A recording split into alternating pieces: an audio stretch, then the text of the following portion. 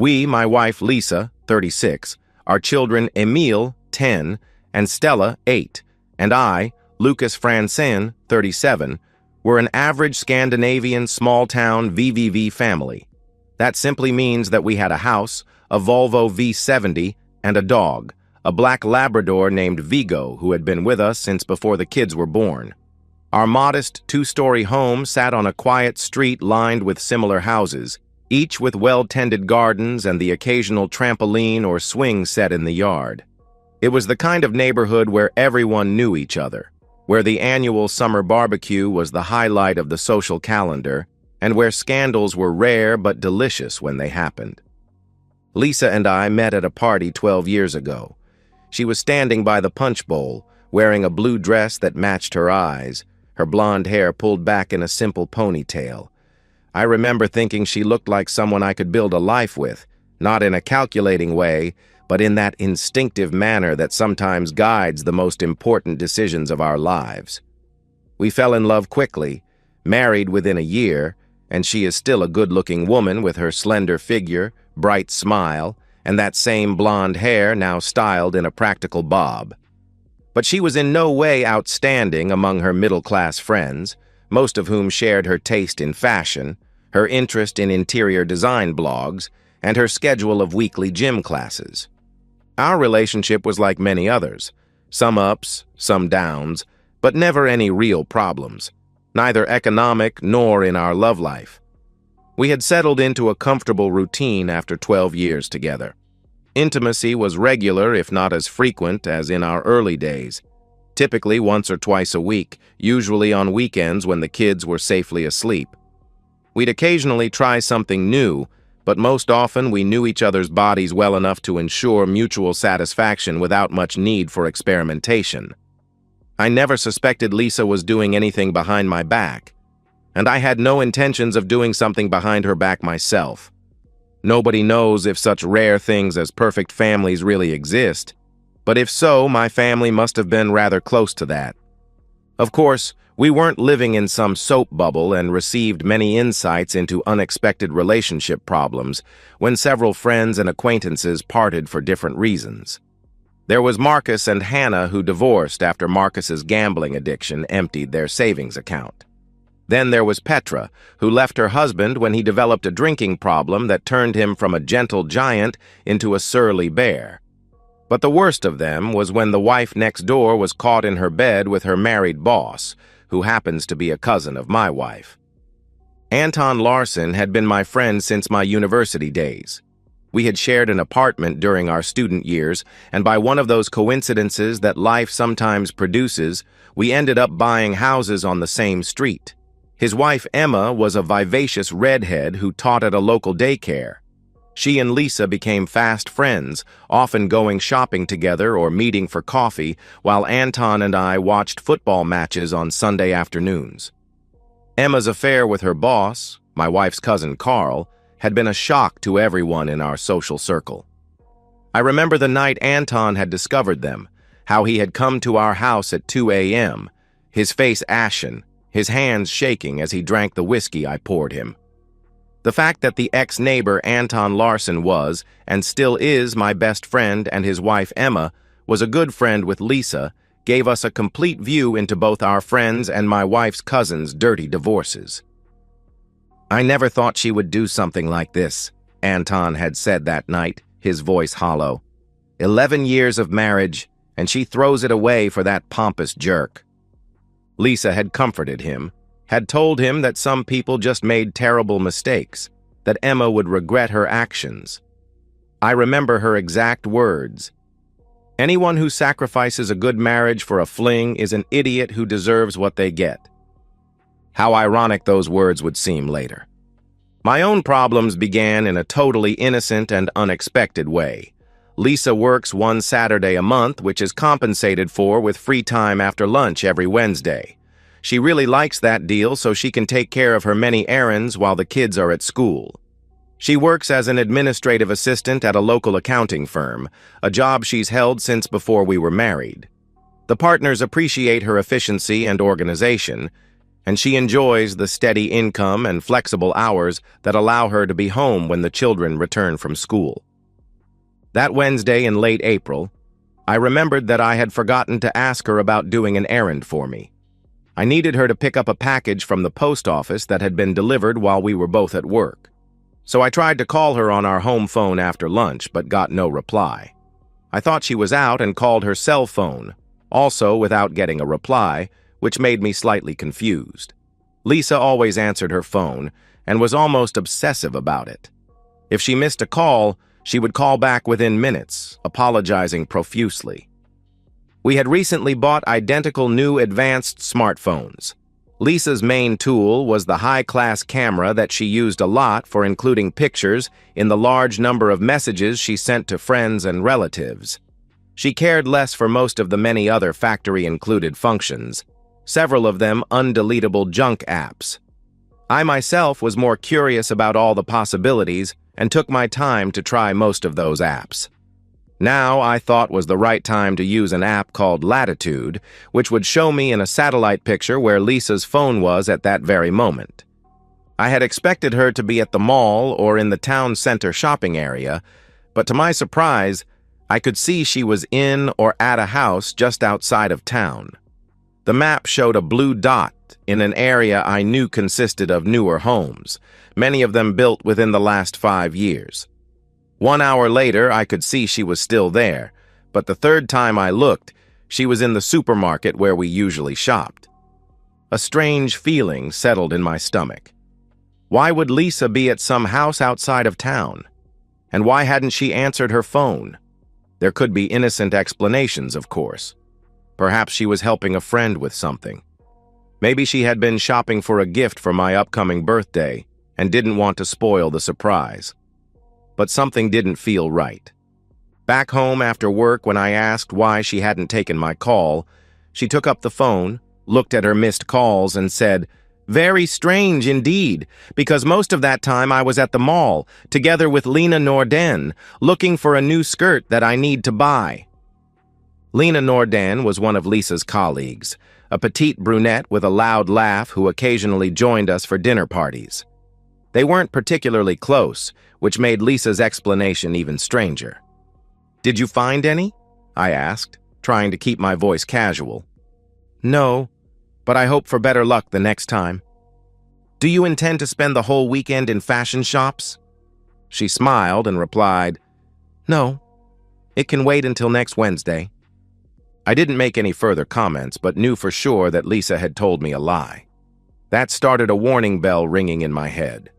I tried to convince myself that there might be an innocent explanation, that perhaps she was planning a surprise party for my birthday, or maybe she was helping someone who didn't want their situation known. But the seed of doubt had been planted, and it began to grow. That night, I lay awake next to Lisa, listening to her even breathing as she slept. Had she changed recently? Had there been signs I had missed? She had been going to the gym more regularly and had bought some new lingerie a few months ago. But those weren't necessarily signs of infidelity. She had always been conscious about her appearance and had always enjoyed looking nice. The next day after work, I took a drive past the place where she had been the day before. It was on a road a short distance out of town, with forest on one side and houses on the other. Modern houses, most of them with large windows and sleek designs. There were good distances between the houses, so there couldn't be any doubt about the correct address where she had been. Then it was a piece of cake for me to find out that a school teacher by the name of Tommy Alm was the owner and living in that house. I sat in my car a little way down the road, staring at the house. It was a contemporary design, with large windows and a well-maintained garden. There was a silver Audi parked in the driveway. Everything about it spoke of taste and modest wealth. The kind of place a successful teacher might own. The kind of place where a man might entertain another man's wife. Further searching about him on the official sites on the web showed that he was 35 years old and had gotten a final divorce from a marriage without children only 3 months ago. He didn't work in our children's school, so it could hardly have been any school matters that had brought Lisa to his house. So, whatever her reason was to see this Tommy Alm at his home, it must have been some kind of private matter that she preferred not to tell me. That evening, I watched Lisa as she prepared dinner, chatting about her day at work and asking the children about school. She seemed perfectly normal, perfectly at ease. There was no guilt in her eyes, no nervousness in her movements. Had she become so good at lying? Or was I jumping to conclusions? Without any evidence that my dear wife was into some trouble with that Alm, I could not tell her I was using satellites and her own phone to spy on her doings. And neither could I accuse her of lying to me without getting further information about what she was into with this teacher, since it could be something totally innocent. But the doubt gnawed at me. I found myself checking her phone when she wasn't looking, scrolling through her messages and call history. There was nothing suspicious there, which only made me more suspicious. If she was having an affair, she was being careful about it. I started paying more attention to her routines. She showered as soon as she got home on Wednesdays, something I had never noticed before. Was she washing away the evidence of another man's touch? She had begun using a new perfume recently, a light floral scent that I didn't particularly like. Was she wearing it for someone else? However, next week on her free Wednesday afternoon, I was better prepared when the app on my phone showed that she was at his house again. My heart sank as I watched the little blue dot remain stationary at that address. I took off from my job for a couple of hours and pretended to be a bird watcher in the forest on the opposite roadside from Alm's house. I had brought a pair of binoculars that I normally used for actual bird watching and a thermos of coffee. I settled down behind a large tree with a good view of the house. Nobody saw me there hiding in the tight bush, but my binoculars gave me a perfect view of the target. Though it was obvious that Lisa's phone was in that house, I couldn't see her car, only his silver metallic Audi. Had he picked her up somewhere? Or had she parked her car somewhere else to avoid detection? I waited for almost an hour, sipping coffee that grew cold as the minutes ticked by. My mind raced with possibilities, each one worse than the last. What if she was leaving me? What if she had been planning this for months? What about the children?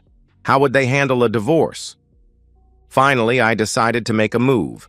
I rang Lisa's cell phone, and when she replied after several rings, I asked, "Are you at the mall or going there today?" There was a slight hesitation before she answered, "Yes, I'm in a fashion shop at the mall. Why are you asking me that?" I could hear the lie in her voice now, a slight tremor that I might have missed if I hadn't known the truth. "Because I've hurt my back this morning. I wondered if you could buy me a jar of Tiger Balm at the pharmacy there at the mall." "Of course, my darling," she replied, her voice warm with concern that I now recognized as false. "I love you for that," I said, while my thought was what a lying woman. I hung up and returned to my surveillance, my heart pounding in my chest. All pretense of bird watching was gone now. I was a man watching his marriage collapse in real time, through the lens of a pair of binoculars. About a half hour later, Lisa and a man came out from the house, got into his car, and after a quick kiss in the front seat, they drove away. Now it was clear to me that I had witnessed a part of a disturbing game. It was not too difficult to imagine what had happened in the house. Tommy Alm was handsome in a conventional way, tall with dark hair and the kind of build that suggested he spent time in the gym. He had his hand on Lisa's back as they walked to the car, a gesture of familiarity that made my blood boil. The kiss was brief but intimate, the kind of kiss that spoke of a comfortable relationship rather than a first-time fling. I went back to my job, stayed 1 hour late to calm down, and when back home, I had Lisa massage my back with the Tiger Balm she had bought. Though there was no real problem with my back, it was a good excuse to avoid having intimacy with her. I couldn't bear the thought of touching her now, knowing where she had been, what she had done. "You seem tense," she said as she rubbed the balm into my back.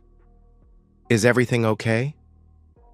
"Just work stress," I lied, marveling at how easy it was to deceive someone who trusted you. Is that how she felt when she lied to me? Was there a thrill in it for her, a sense of power in maintaining this secret life? That night, I lay awake again, this time planning what to do next. I could confront her, of course, demand the truth. But what would that achieve? She would deny it, or worse, confess and tell me she was leaving me for him. I needed to be strategic, to handle this in a way that would protect me and the children. Now it was high time to make plans to stop this farce. After some thinking, my decision was clear. I would do it alone, but if Anton Larson offered to help me, it would be even better. Anton had been through this before and had learned the hard way how to handle a cheating spouse, and I knew he would be eager to help me, to repay the support I had given him during his divorce. I called him the next day, asking if we could meet for a beer after work. We met at a local pub, one we frequented often, where the bartender knew us by name and would serve our usual drinks without asking. "What's up?" Anton asked as we settled into our usual corner booth. "You sounded serious on the phone." I told him everything, from the unanswered calls to the satellite tracking to the surveillance. As I spoke, I could see his expression change from concern to anger to a grim determination. When Anton heard about my problems, he shook his head several times and said, "I would never think that Lisa would do the same nonsense to you that Emma did to me. She must have gone crazy. She really must be totally nuts for terminating a marriage as good as yours." "I don't know if she's planning to leave me," I said. "Maybe it's just a fling for her, but I can't." "You can't let it go on," Anton finished for me. "And you shouldn't. This Tommy Alm, he needs to learn there are consequences for being with another man's wife." Then he suggested to me what to do, and offered to get me what I needed to do. I accepted. Anton had connections through his work in construction and had access to things that might be useful in our revenge. And he had experience in dealing with cheaters, having caught his own wife in the act. "We need to make a statement," Anton said. "Something they'll never forget." Who knew Lisa's intentions with Tommy Alm? Have a short-time affair? Or did she really love him and was waiting for the right time to leave me? For me, it didn't matter a bit. She had already soiled our marriage much more than I could take with my honor left intact. The next few days were a strange limbo. I went through the motions of normal life, went to work, played with the children, and watched TV with Lisa in the evenings. But everything felt hollow, like I was an actor in a play about a happy family. I kept checking the tracking app, confirming that Lisa was where she said she was most of the time. But every time she was a little late coming home, or when she took a call in another room, I felt the suspicion rising in me like bile. My dear wife had a strange look on her face when I declined her invitations for intimacy on both Friday and Saturday evenings due to my aching back. I could see the frustration in her eyes, perhaps even a hint of worry. Did she suspect that I knew? Was she afraid that I had somehow discovered her secret? I promised to see a doctor if the back wasn't better on Wednesday, so that put her in a slightly better mood. The next Wednesday was an exciting day. Both my friend Anton and I had taken off from our jobs after lunch, and now were sitting in his brother's car. It was a nondescript sedan, the kind that wouldn't attract attention. We were parked slightly off the main road, only a short distance from Tommy Alm's house. Our main interest was focused on the display of my smartphone, which showed that Lisa's phone had been at the mall for almost 1 hour and now was in the mall's main parking lot. Then it began moving in our direction. "That awful woman intends to do it again," I said, my voice tight with anger and hurt. Anton nodded but didn't say anything. His face was grim, his jaw set in determination. We guessed Lisa had eaten lunch at one of the restaurants in the mall, and now Tommy Alm had picked her up for their love session. The tracking app showed her phone moving steadily along the road from town, heading directly toward Tommy's house. "Are you sure about this?" Anton asked, his voice low. "Once we do this, there's no going back." I nodded. "I'm sure. She's made her choice. Now she has to live with the consequences." In the trunk of the car, was a 5-liter plastic drum that Anton had procured from a farmer friend of his. Its contents were something I preferred not to think about too closely, a mixture of pig excrement and urine that had been fermenting for several days. The smell was contained for now, but once opened, it would be overpowering. "Remember," Anton said as we watched Lisa's phone arrive at Tommy's house, "we're not just doing this for you. We're doing it for Emil and Stella too. No child deserves to have their family torn apart because their mother couldn't keep her vows." I thought about my children, Emil with his serious brown eyes and passion for soccer, Stella with her blonde pigtails and infectious laugh. How would they react when they learned their mother had betrayed us all? The thought made my chest ache. We gave them slightly more than 15 minutes in the house before we parked in his driveway. The silver Audi was there, but no sign of Lisa's car. He must have picked her up somewhere, perhaps at the mall as we had guessed. The house looked quiet, with curtains drawn across the large windows. "Ready?" Anton asked, his hand on the door handle. I nodded, my heart pounding so hard I thought it might burst from my chest. We got out of the car, Anton carrying a small bag with tools we might need, and I held the plastic drum, careful not to spill any of its contents yet. Since the door was locked, we rang the bell. Nothing happened.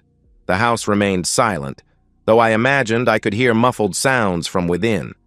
We rang again, and this time a male voice shouted, "Who are you?" "What do you want?" The voice was irritated, clearly annoyed at the interruption. Anton replied in a loud voice, "The electric power company. We have to check your meter. It will only take a minute." There was a pause, then footsteps approaching the door. I gripped the drum tighter, my palms sweaty. After a slight delay, the door was opened by a man in a black velvet dressing gown. Tommy Alm stood there, his hair disheveled, his expression transforming from annoyance to shock as he recognized me. That was the start signal for our action. Anton hit the man hard in his solar plexus, laying him out on the floor, and held him down there. Tommy wheezed, trying to catch his breath, his eyes wide with fear and confusion. I rushed past them into the house with the 5-liter plastic drum in my right hand, searching for the bedroom which I found a few seconds later. The smell hit me first as I opened the bedroom door, the mingled sense of intimacy and Lisa's perfume, that new floral one I had come to hate. The room was dimly lit, the curtains drawn, but I could clearly see the tangled sheets of the bed and the scattered clothes on the floor. The sight in there put the definitive full stop to my marriage. In the bed, I could see a naked Lisa trying to hide under the sheet, her face a mask of horror as she recognized me. Our eyes met, and in that moment I saw everything: guilt, fear, and a desperate plea for mercy. "Lucas," she gasped, "please, it's not—" Without saying a word, I unscrewed the cap from my drum and poured some of its contents, a terrible stinking mix of pig waste and pig urine, over the pile of male and female clothes on a chair. The stench was immediate and overwhelming, filling the room with a foul miasma that made my eyes water. Then a naked, screaming Lisa ran into the bathroom and locked the door. I could hear her retching as the smell hit her. I continued pouring a fair amount of the stinking mixture on the very expensive-looking bed, then some in a wardrobe, and some on the soft carpet before I left the room. The bedroom was ruined, the white sheets now stained with the brown, foul-smelling liquid, the expensive-looking carpet soaked through. I took particular pleasure in pouring the mixture on what looked like an antique dresser, watching as it seeped into the wood grain. As I emerged from the bedroom, the stench followed me, clinging to my clothes. I could hear Lisa still retching in the bathroom, her sobs muffled by the door. Part of me felt a distant pity for her, but it was overshadowed by the raw hurt and anger that had driven me to this point. Back at the front door, Anton was still holding down the man on the floor. Tommy was gasping, his face red with the effort to breathe. When Anton saw me, he stood up and shouted to the man on the floor, "Try to move and I will crush your body." Tommy Alm didn't move, and Anton threw his dressing gown open so I could pour the remaining quantity of the stinking pig waste and pig urine mix, about 1.5 liters, on my soon-to-be ex-wife's naked lover boy. Tommy screamed as the foul liquid hit his skin, trying to scramble away but was pinned in place by Anton's foot on his chest. "That's for being with my wife," I said, emptying the last drops onto his face. He sputtered and choked, his eyes squeezed shut against the filth. Before we left, Anton warned Alm that the local vigilance committee would punish him if he or Lisa contacted the police. The local vigilance committee became well known after an action some time ago when a notorious drunk driver was found chained to a lamppost early on a Sunday morning outside a former police station. For some reason, it had taken a long time for the police patrol from the county capital to get there, and as they didn't know anybody in town, it had taken an even longer time for them to find a locksmith to cut off the chains. That episode was well written about in our local newspaper and even mentioned in the national tabloid newspapers. Tommy Alm understood what could happen and didn't dare to challenge the committee. "You'll keep your mouth shut about this if you know what's good for you," Anton growled, his foot still pressing down on Tommy's chest. "You think about that before you go sticking yourself where you don't belong again."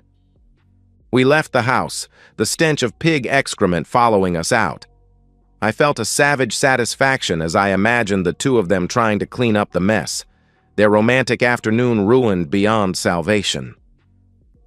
As we drove away, I could see neighbors beginning to emerge from their houses, drawn by the commotion and probably the smell that would soon be wafting across the neighborhood. "You did good," Anton said as we drove back to town. "You stood up for yourself." I nodded, but I didn't feel like I had won anything. My marriage was over, my family shattered. The revenge had been sweet, but brief.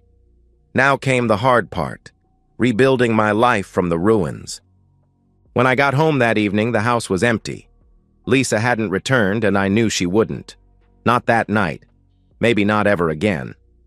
I called my sister and asked her to take the children for the night, saying Lisa and I needed to work through some things. Then I sat alone in our living room, surrounded by the photos of our family life, and allowed myself to cry for the first time since I had discovered Lisa's betrayal. The next day, I called in sick to work and spent the morning consulting with a lawyer about divorce proceedings. My lawyer, a stern woman in her 50s, listened to my story without judgment and then explained the process to me in clear terms. "Sweden is a no-fault divorce country," she explained. "You don't need to prove her infidelity, but it will be relevant when it comes to deciding on custody of the children." I nodded. "I want joint custody, but I want the children to live with me primarily. She can see them, but I want them to stay in their home, in their school." "We'll make that case," the lawyer said. "But be prepared for a fight. Courts tend to favor mothers in custody disputes, even in cases of infidelity." I left her office with a stack of forms to fill out and a heavy heart. The legalities of divorce seemed cold and impersonal compared to the emotional devastation I was experiencing. But it was necessary, a step toward closure. Lisa stayed away from home until Saturday morning when she brought her parents with her. They had been married for 40 years, were pillars of the community, and now looked at me with a mixture of sympathy and disappointment, as if I were somehow to blame for their daughter's actions. "This is between Lisa and me," I said firmly when her father tried to intervene. "I think it's best if you wait outside." They left reluctantly, and Lisa and I were alone in the kitchen, the same kitchen where we had shared family meals, where we had celebrated birthdays, where we had built a life together. "I'm sorry," she said, her voice barely above a whisper. "I never meant for this to happen." "But it did happen," I replied. "And now we have to deal with the consequences." She signed the divorce papers without any arguing and packed up her clothes and other personal belongings. To my great relief, she didn't try any nonsense such as, "It was not what you thought it was," or "I'm sorry, it was a big mistake." She knew she had been caught red-handed, and her dignity, what little remained of it, prevented her from attempting to explain away the inexplicable. "What about the children?" she asked as she packed the last of her things into a suitcase. "When can I see them?" "We'll work out a schedule," I said. "But they'll stay with me in the house. I'm not uprooting them because of your mistakes." She flinched at that, but didn't argue. We even agreed about our children and the sharing of our bank accounts. Thus was ended our once-upon-a-time happy marriage of 12 years. The next few weeks were a blur of legal meetings, therapy sessions for the children, and trying to maintain some semblance of normalcy in our shattered lives. Emil and Stella were confused and hurt, unable to understand why their mother had moved out. I tried to explain it in terms they could understand, without demonizing Lisa or burdening them with adult concerns. "Sometimes grown-ups make mistakes," I told them as we sat together on the sofa one evening, "and sometimes those mistakes mean they can't live together anymore. But it doesn't change how much we both love you." Emil, always the more analytical of the two, had questions. "But why did Mom make a mistake? Didn't she love us enough?" "She loves you very much," I said, my heart breaking at the doubt in his eyes. "This isn't about you. It's about things between Mom and me that have nothing to do with how much we love you." Stella, more emotional, simply cried and asked when Mom was coming home. I had no answer that wouldn't make her cry anymore. Lisa saw the children on weekends, taking them to her parents' house where she was staying. They came back with stories of Grandma's cooking and the new toys Grandpa had bought them. It was clear that Lisa's parents were trying to make up for their daughter's mistakes, to ensure that their grandchildren didn't suffer for her sins. As for Tommy Alm, I heard through the grapevine that he had taken a leave of absence from his teaching job and was living in a rented trailer on his front lawn while his house was being professionally cleaned and renovated. The stench of pig excrement had permeated everything, the furniture, the carpets, even the walls. Insurance wouldn't cover the damage, classifying it as willful destruction rather than an accident. It would cost him thousands to make the house habitable again. I felt a grim satisfaction at that news. Let him pay, both financially and socially. In our small town, word had spread quickly about what had happened. The details were muddled, but the essential truth was known. Tommy Alm had been caught with another man's wife and had suffered the consequences. He was ostracized at work once he returned and found himself suddenly unwelcome in many of the town's social circles. In the weeks that followed, I learned more about the affair from mutual friends who had known but kept quiet. Lisa and Tommy had met 2 years ago during a girls' trip to Barcelona. He had been there on vacation with a friend, and they had bumped into each other at a bar. One thing had led to another, and they had spent a night together. Lisa had returned home feeling guilty, but exhilarated by the experience. Then, 3 months ago, Lisa had run into Tommy at a grocery store. He had moved to our town after his divorce, taking a job at the local high school. They had exchanged numbers, and the affair had reignited. According to one of Lisa's friends, she had been intoxicated by the attention, the excitement of the forbidden. She had convinced herself that it was harmless, that what I didn't know wouldn't hurt me. Now, it has been 9 weeks since I found my wife Lisa naked in Tommy Alm's bed, and our divorce will be final in about 4 months. My life is still in terrible turmoil, and I'm sure it will take a long time for me to return to a normal life again. Lisa is living with her parents, and Alm has moved into his house again. He had been living in a rented trailer on his front lawn while his house was restored after my attack with the stinking pig waste urine. The love story between Lisa and Tommy Alm lasted only 3 weeks after she left our house. She never moved into his trailer or his house and spent only some nights there. These became fewer and fewer every week. Cheating might be an exciting and romantic experience, but having a real relationship with the lover isn't always the main highway to happiness. At least it wasn't for my soon-to-be ex-wife. The gossip from Lisa's friends says that she and Tommy Alm had a fling when Lisa and 3 other wives spent a long weekend in Barcelona, Spain 2 years ago. and then they happened to meet again when he got a job and bought a house in our town after his wife left him. Her friends even said that a divorce from me had never been the goal for Lisa. She had only regarded Tommy Alm as a once-in-a-lifetime romantic fling and had intended to stop it the week before my action. But he had persuaded her to meet him one more time, which she now regretted like hell. But she didn't know it had already been too late to save our marriage, even a week earlier. However, today she knows one thing for sure: cheating stinks like hell. And that's the end of today's story. If you enjoyed it, please give this video a thumbs up and drop a comment below. Your support helps the algorithm push my content further. If you're new to the channel, don't forget to hit that subscribe button. It really helps me keep creating more stories for you. Thanks for watching, and I'll see you in the next one.